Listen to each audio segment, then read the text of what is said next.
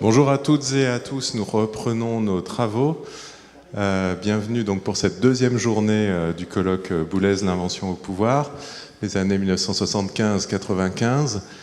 Ce matin, la session donc s'intitule La musique en question, et il s'agit de s'interroger finalement sur la structuration intellectuelle, idéologique, mais aussi logistique et institutionnelle de la pensée de Boulez et du tournant, ou en tout cas de la façon dont il essaie de concrétiser à partir du milieu des années 70 un certain nombre d'idées directrices sur ce que doit devenir la musique, son langage, ses techniques. Donc la matinée, elle est divisée plus ou moins en deux parties, en deux moitiés en fait. On va en quelque sorte attaquer Boulez de l'extérieur, Boulez from the outside, avec deux communications qui ne sont pas boulézologiques en tant que telles, mais qui viennent saisir la place de Boulez et son rôle dans des organisations ou dans des modes de pensée plus larges. Et puis une deuxième moitié qui serait plutôt inside Boulez, ou close to Boulez, et qui serait donc autour de la collaboration et des modes de travail de Boulez à l'IRCAM, puis de la poétique boulésienne dans les années 80. Donc j'ai le plaisir d'introduire Eric Drott, qui est professeur de théorie musicale à l'université du Texas à Austin, et qui est un spécialiste de musique contemporaine et notamment, on pourrait dire, d'histoire culturelle de la vie musicale française. Il a fait un livre sur ce qu'il a appelé la elusive revolution de la musique française post-68, et donc sur la façon dont différents groupes ou cultures musicales se sont emparés des idéaux et des questions de mai 68. Et donc c'est ce qui m'a donné l'idée et l'envie de l'inviter à se pencher sur le cas de Boulez depuis son propre chantier de recherche. Donc un grand merci Eric pour ta venue. Merci beaucoup. And to begin, I want to just thank Pierre-Michel and Nicolas for the invitation and apologize for presenting in English, but my French has atrophied in the past few years, and I think it would be more clear for me to speak in English. Also, I want to thank them for inviting me, even though je ne suis pas boulezologue, because as at least one person in this audience knows, I have been thinking about this paper for almost 20 years now, ever since I started doing research on French cultural politics in the 60s and 70s. And so it's really a delight and a pleasure and an honor to be able to finally have an opportunity to share this research with you all.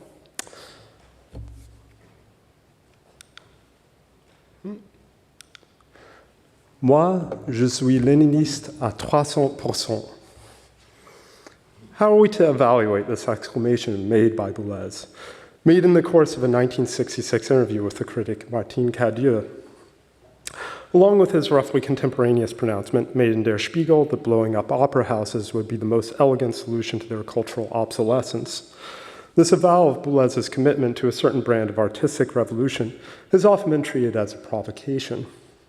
This, for instance, is how Dominique Jameux appears to interpret the claim, which he quotes not once but twice in his 1984 biography of Boulez.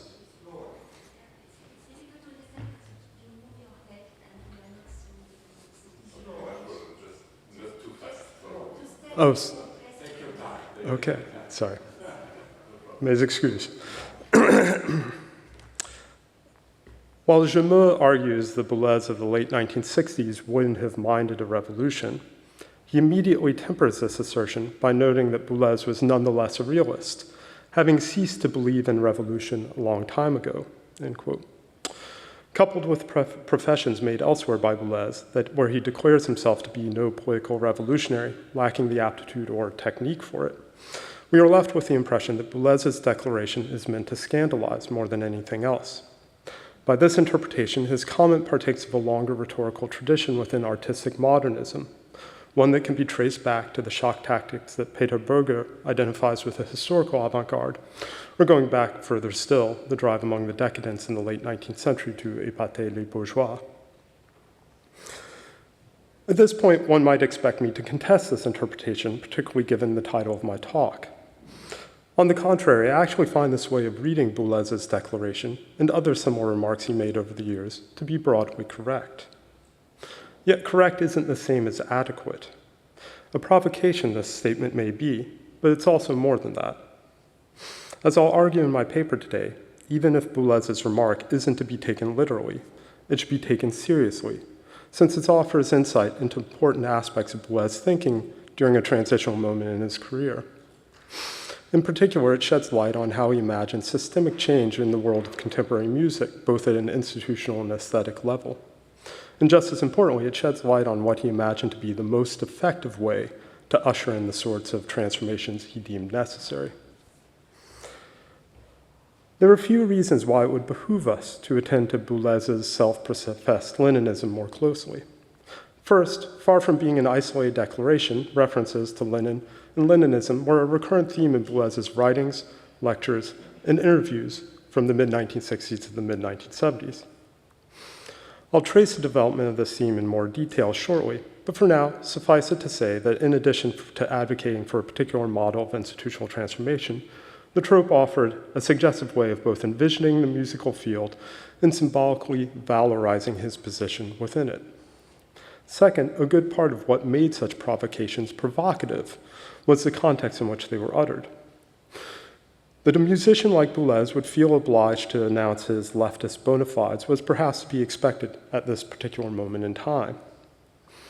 But given the tumult within the French left in the years leading up to and after the events of May 68, to declare oneself a Leninist was to stake out a very specific and very contentious political position, which in turn carried over via homology into a no less specific and contentious position within the field of cultural production. While various political factions on the left fought over their claim to be Lenin's true heirs, from the Parti Communiste to various Trotskyist and Maoist factions, Leninism was most closely associated in the public imagination in the 1960s and 70s, with the first of these, with the PCF. And Boulez's tacit alignment with the position that the PCF occupied within the political field, though not necessarily with the party's actual politics and policies, it needs to be emphasized, was further strengthened through his affiliation with the Tel-Quel group, which infamously threw in with the PCF during May 68, denouncing the student worker movement for its adventurism. While Boulez's signature didn't adorn the more incendiary of the two manifestos the group issued during the May uprising, he did sign on to their declaration, La Révolution ici maintenant, which denounced engaged discourse for its complicity with, quote, the obscurantism of the bourgeois state, a criticism whose obvious target was Jean-Paul Sartre, but that extended just as well to the May movement's celebration of ostensibly unmediated political expression. So in the rest of my paper, I want to trace the evolution of this Leninist theme in Boulez's public utterances. I'll begin by discussing some of the variants of it in the years between 1963 and 1974, so in the run-up to the period of this conference, that's the focus of this conference, and that's the period leading up to two key moments of institutional consecration for Boulez, the founding of IRCAM and his nomination to the Collège de France. Key to my argument is that Boulez's repeated appeals to Leninist models of revolutionary change shed some light on how he conceived of IRCAM and its musico-political mission, at the same time as it helped to symbolically fortify his position within the field of contemporary music. In other words, this prise de position sought to preempt potential critiques of his collaboration with the musical and political establishment, most notably the center-right government of Georges Pompidou, as well as forestall what Pierre Bourdieu has dubbed the process of artistic aging, a problem that all artists confront, but that's particularly acute for a committed modernist like Boulez. Finally, I'll consider some of the contradictions embedded in Boulez's Leninist theory of systemic institutional change. To be clear, these aren't contradictions that pertain to his actual political beliefs, which isn't really a concern in my paper. Whether Boulez was or thought himself to be on the left, right, or center isn't at issue here. Rather, the contradictions stem from his attempt to transpose a model of systemic change to a non-systemic level, as Boulez endeavored to overhaul certain institutions and practices of musical life, without at the same time overhauling the political economic system within which they are embedded. The earliest reference to Lenin that I've found in Boulez's public statements came in the course of his essay, Le goût et la fonction, one of his 1961 Darmstadt lectures published in Tel Quel in 1963. After wrestling for a number of pages with the dialectic between the rational and the irrational in composition, represented by function and taste respectively, at the end of the essay, Boulez tips the balance between the two poles decisively in favor of function. Elaborating on his claim earlier in the essay that, quote, tous les bouleversements qui sont survenus dans l'histoire d'un art sont nés d'un changement ou d'un changement de sens des fonctions.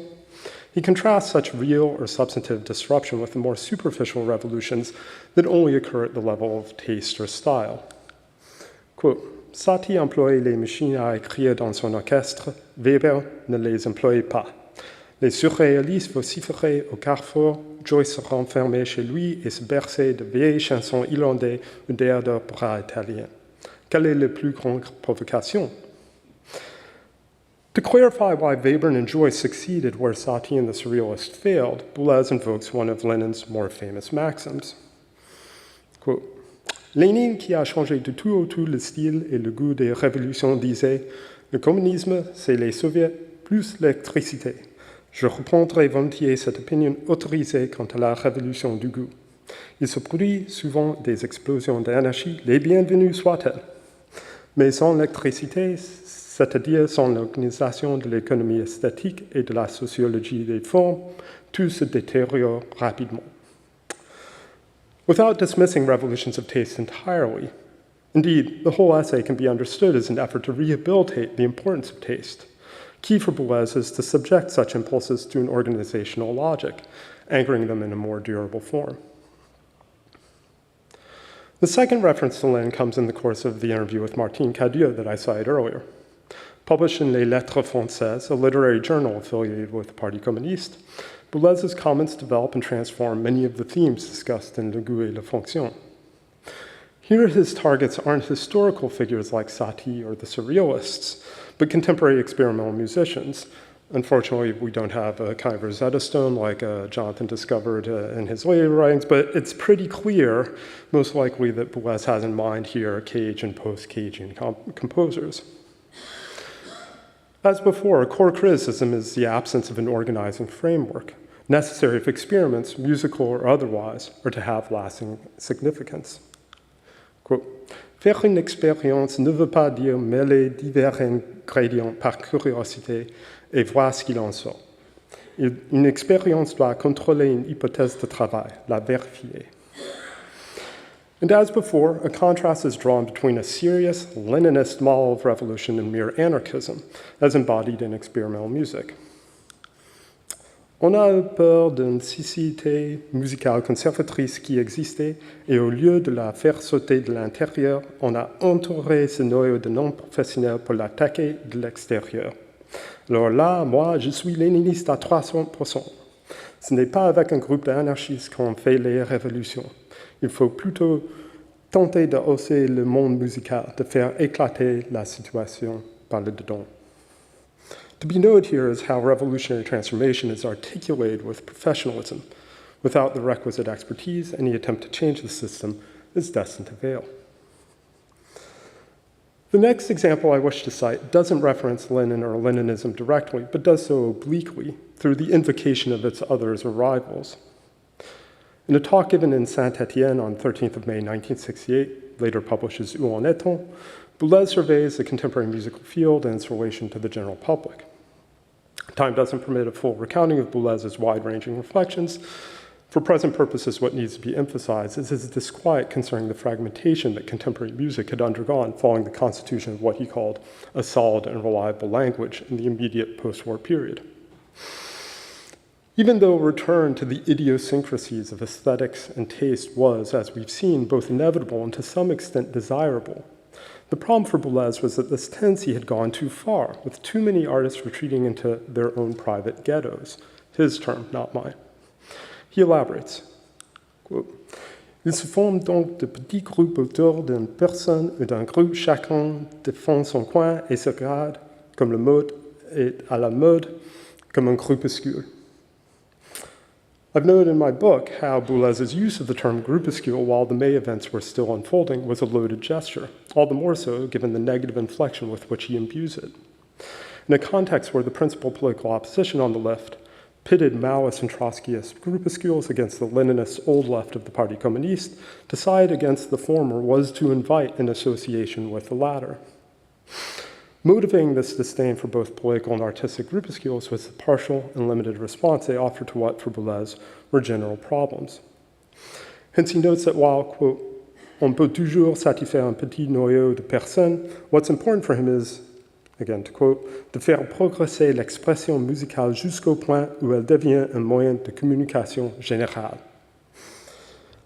Coupled with his arguments in favor of a wholesale reconfiguration of orchestras, the architecture of concert halls, and the need to address a broad public, all issues broached in Où en est-on, partial solutions appeared inadequate in the face of the systemic problems facing musical life. The antagonisms that remain veiled, albeit thinly, in Boulez's Saint-Étienne discourse are spelled out more clearly in the fourth and final example I wish to highlight. In an interview with the critic Jacques Longchamp, published in Le Monde in 1974, shortly before the press conference that would publicly launch IRCAM, Boulez again decries the stagnation of contemporary music. Part of the problem is that basic research has fallen by the wayside, hence the need for a center like IRCAM, which will enable such research to be conducted in both a collective and systematic manner. Here as elsewhere, Boulez cites the Bauhaus as a model for such interdisciplinary collaboration. On découvre enfin en musique l'importance d'un travail de groupe comme celui du Bauhaus. Set against this positive example of musical reform is a negative one, this time embodied in the post-68 fashion for free improvisation. For Boulez, those who place their hopes in improvisation and spontaneity recall the futile gestures of the far left. Au fond, ça ressemble au gauchiste en politique. On pourrait croire que des gens intelligents qui veulent faire la révolution doivent s'attacher d'abord à analyser la société qu'ils veulent combattre, comme Lénine. Pas du tout. Ils pensent que la révolution, ça se fait en hurlant devant les grilles d'ailleurs fermées de Renault. Reaching back 6 years to the ill-fated effort by student militants on the 17th of May, 1968. This isn't just a made-up example. This has actually happened, and he remembered it 6 years later. So the ill-fated effort by student militants on the 17th of May, 1968, to join forces with striking auto workers at the Renault plant in Boulogne-Billancourt. Boulez reads the gesture as manifesting a kind of repetition compulsion, one that recalls the marketing tactics of the very society that student worker militants were contesting. Quote, ils sont le reflet de la société de consommation qui croit que parce qu'on annonce un produit 15 ou 20 fois de suite, ça va finir par agir. For this reason, both gauchistes and partisans of free improvisation are, in his estimation, false prophets of revolution. They are, in fact, les plus réactionnaires, car ils entrent dans le jeu de cette société et en deviennent de simples soupapes de sécurité. It's around the time of the Longchamp interview that Boulez's references to Lenin and Leninism begin to wane in his public statements, though there may be other instances I just haven't come across. It's tempting to think that the founding of IRCAM and the Ensemble Intercontemporain obviate the need for such rhetoric, since he was now in a position to effect the kind of institutional reform that he could only advocate for in the past. And it's also worth knowing that by the mid-1970s, right, the sort of political climate was changing, and so references to Lenin probably lost some of their edge. In any event, some themes can be drawn out of this roughly decade-long trend in Boulez's public utterances. As Jonathan Goldman and others have pointed out, including Professor Nattier in his contribution yesterday, a continuity in Boulez's thought is its reliance on binary oppositions. His Leninist reflections on cultural politics were no exception to this rule. 3 oppositions in particular stand out: spontaneity versus organization, amateurism versus professionalism, and partial versus global or totalizing perspectives. I'll say a few words about each of these in turn. Regarding the spontaneity-organization dialectic, Boulez unsurprisingly takes the side of organization. By contrast, the changing cast of characters occupies the side of spontaneity over the years, reflecting the changing fortunes of different currents in the world of contemporary music. Thus, the Cagean experimentalism that's critiqued in the mid-1960s gives way to free improvisation by the 1970s.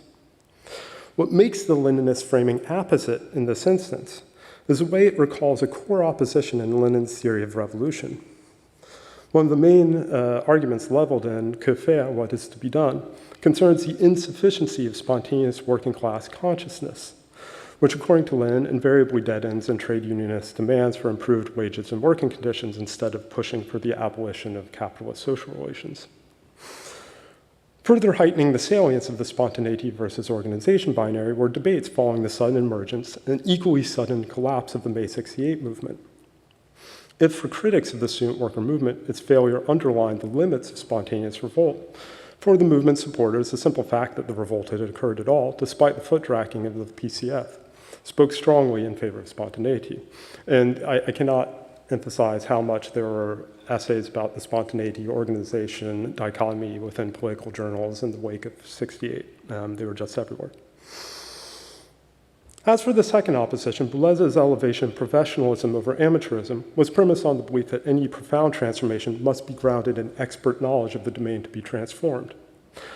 This too echoes a core aspect of Leninist thought. Discounting the revolutionary potential of spontaneous worker action, Lenin insisted instead on the need for quote-unquote professional revolutionaries to provide direction and coherence to mass movements.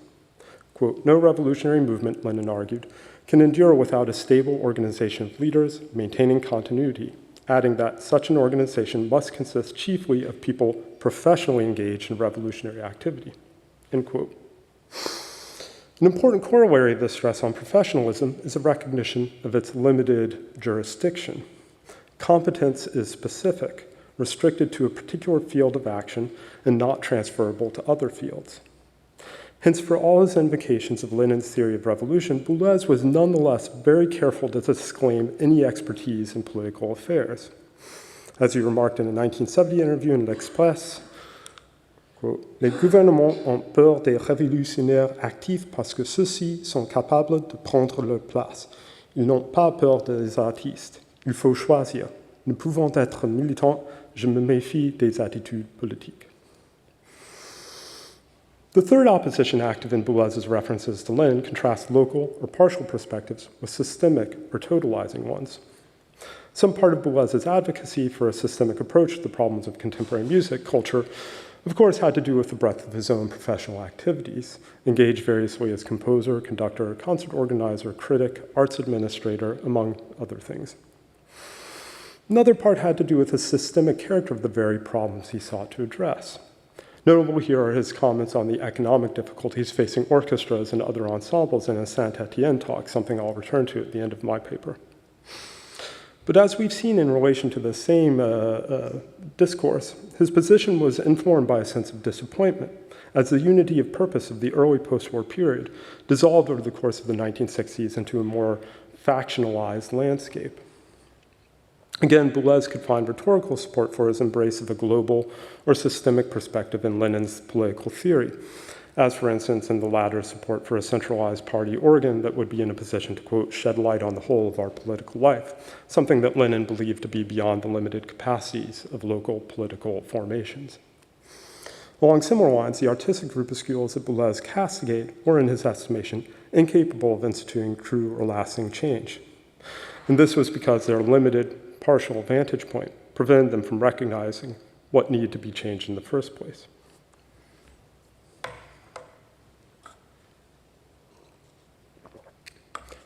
So far, I've emphasized the way in which Boulez's repeated references to Leninism lent weight to various arguments he made about the then current state of contemporary music, the need to transform it, and the most effective way of doing so. In many cases, the appeal to Lenin serves to bind together various oppositions, structuring his thought, telescoping them into a single master signifier. In addition to this work of condensation, references to Leninism also tip the balance of these oppositions in favor of one of the terms over the other.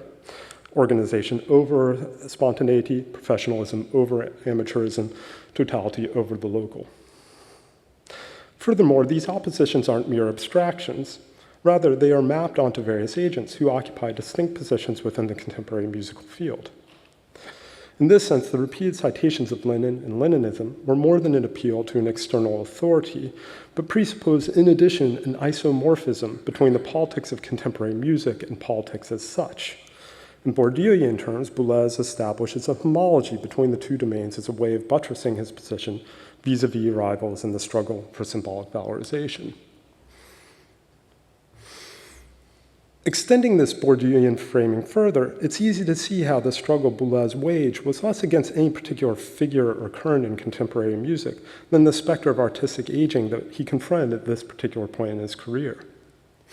This is most evident in Où en est-on, where Boulez repeatedly returns to questions of generation. Indeed, the talk begins with Boulez noting that he is part of a cohort qui n'est plus jeune, while the fragmentation that troubles him is associated with a younger generation.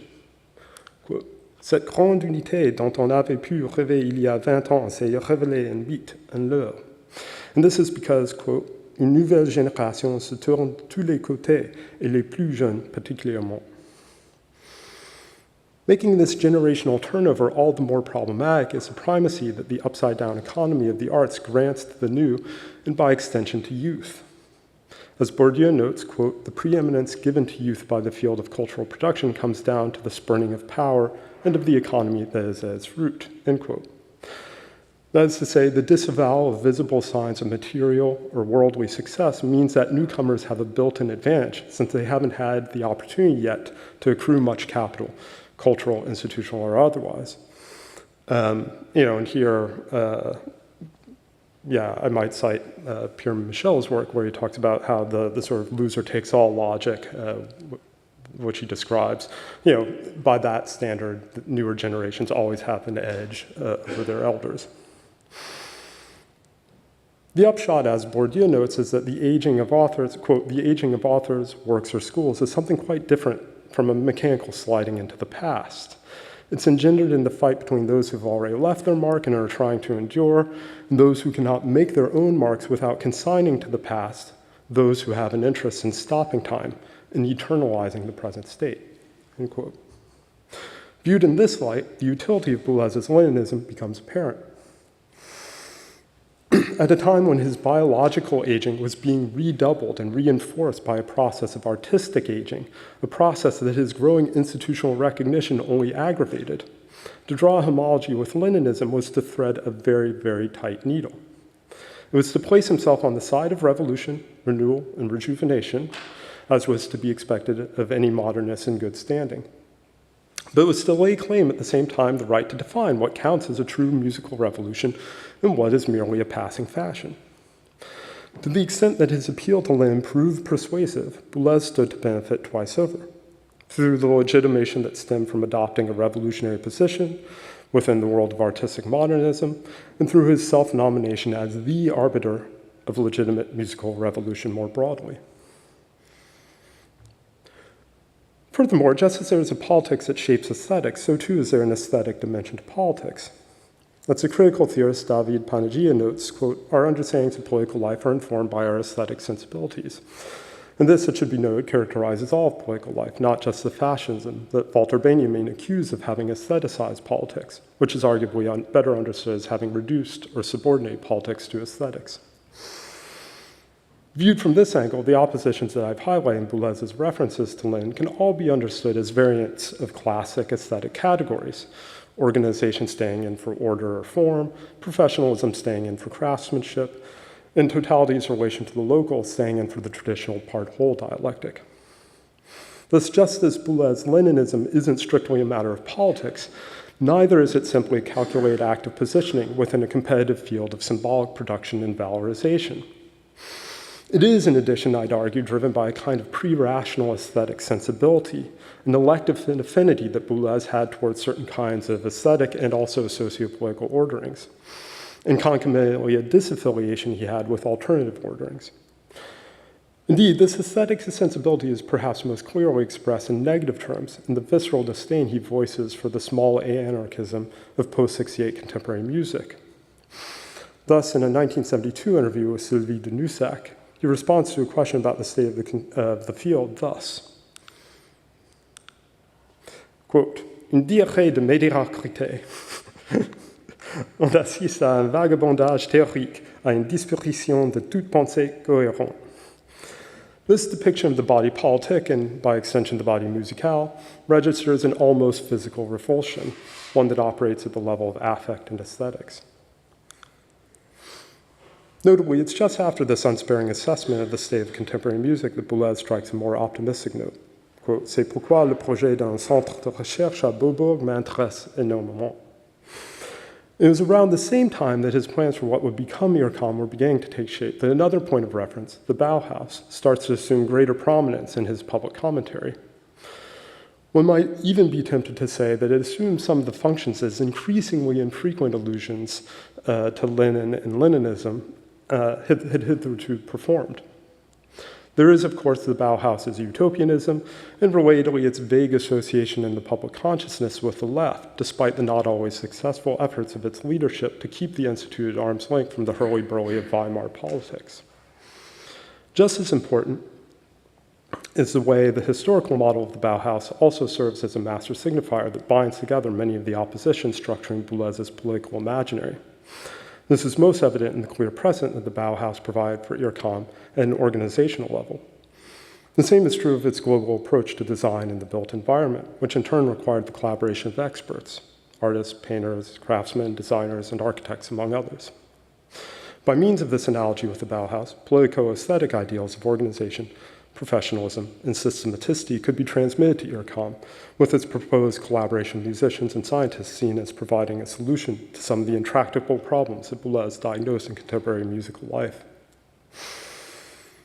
Yet as these ideals became disarticulated from Leninism and rearticulated to the figure of the Bauhaus, there's a way in which this new context, and indeed the subsequent development of IRCAM, brought to light a contradiction that lurked just beneath the surface of Boulez's repeated appeals to Leninism, for that matter, in the conception of political, institutional, and musical transformation that it represented. It's here that I wish to end my paper today, namely with the tension that emerges between Boulez's desire for a comprehensive and systemic approach to institutional change and his firm commitment to professionalism, defined as it was by a strict delineation of discrete areas of competence. Paradoxically, the global perspective that Boulez argued for was therefore a highly specific and localized one, largely restricted to a particular domain, that of music. The trouble, however, is that many of the ills that Boulez diagnosed in the contemporary musical field weren't exclusively musical, having to do rather with the field's relation to the broader social, economic, and technological systems in which contemporary music was embedded. Consider the cost disease diagnosed by William Baumol, a dynamic at the heart of the economic and sociological problems that Boulez observed within modern concert life. According to Baumol, the precarity of orchestras and other performing arts ensembles is rooted in their relatively stagnant levels of productivity compared to more dynamic sectors of developed economies. It's perhaps no coincidence that these dynamics were acutely felt by Boulez and others in the decades leading up to IRCAM's founding, given that productivity rates in the global economy, and in France more specifically, were skyrocketing during les Trente Glorieuses. Driven by gains in industry and agriculture, this rapid increase in productivity levels presumably made the lagging productivity of music and the other performing arts all the more perceptible.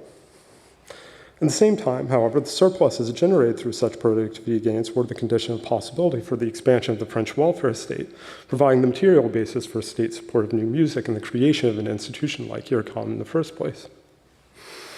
To meaningfully address these and other forces structuring musical life would, of course, require a change in the broader political economy, which, to paraphrase Boulez, would require one to undertake a global analysis, comme Lenin, which raises a question.